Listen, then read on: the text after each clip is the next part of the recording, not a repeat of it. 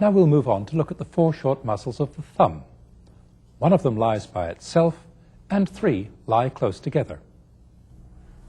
The one that's by itself is adductor pollicis, the other key pinch muscle. Adductor pollicis has 2 heads, a transverse head and an oblique head. The transverse head arises from the 3rd metacarpal. The oblique head arises from the ligaments in the base of the carpal tunnel. Adductor pollis inserts on the ulnar sesamoid bone and on the base of the proximal phalanx of the thumb. Adductor pollicis produces adduction at the carpo-metacarpal joint. The other 3 thumb muscles make up this bulge that's called the thenar eminence. Collectively, these 3 are called the thenar muscles. On the outside are flexor pollicis brevis and abductor pollicis brevis. Deep to them both is opponens pollicis. Abductor brevis arises from the trapezium and from the flexor retinaculum. Flexor brevis arises from the flexor retinaculum and from the trapezoid. These 2 muscles insert here on the base of the proximal phalanx of the thumb on the radial side.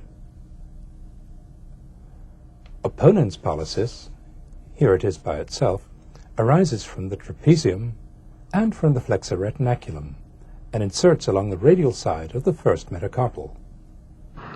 The 3 thenar muscles overlap, and their actions overlap too. Between them they produce abduction and flexion at the carpo-metacarpal joint, bringing the thumb away from the 2nd metacarpal and across the palm, and thereby also rotating it medially. As we've seen, these movements add up to opposition of the thumb. Lastly, let's look at the 3 short muscles of the little finger. They make up this smaller bulge, the hypothenar eminence, and collectively they're called the hypothenar muscles. They're arranged in much the same way as the thenar muscles, and their names are similar. On the outside are abductor digiti minimi and flexor digiti minimi. Deep to them lies opponens digiti minimi. The abductor arises from the pisiform bone and inserts, just like an interosseous muscle, partly into the base of the proximal phalanx and partly into the extensor mechanism. The flexor arises from the hamate bone and the flexor retinaculum and inserts near the abductor on the proximal phalanx. The opponens arises from the hook of the hamate and inserts along the ulnar side of the 5th metacarpal.